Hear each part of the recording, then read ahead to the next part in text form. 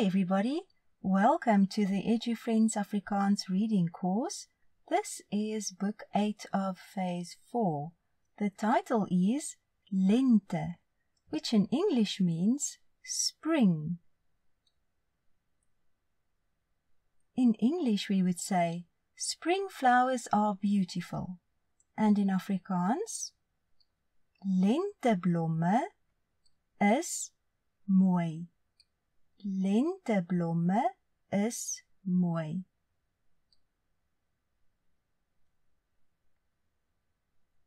In springtime they play outside. In die lente speel hulle buite.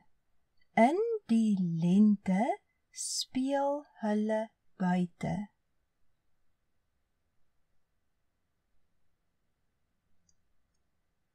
She exercises in the spring. Sy oefen in die lente. Sy oefen in die lente.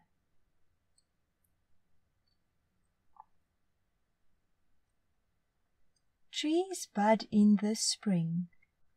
Bome bot in die lente. Bome bot in die lente.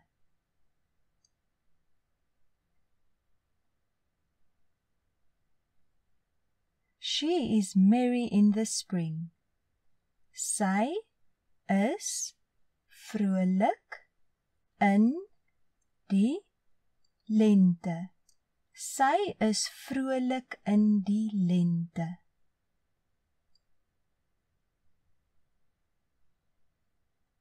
He feels merry in the spring. Hy voel vrolik in die lente. Hy voel vrolik in die lente.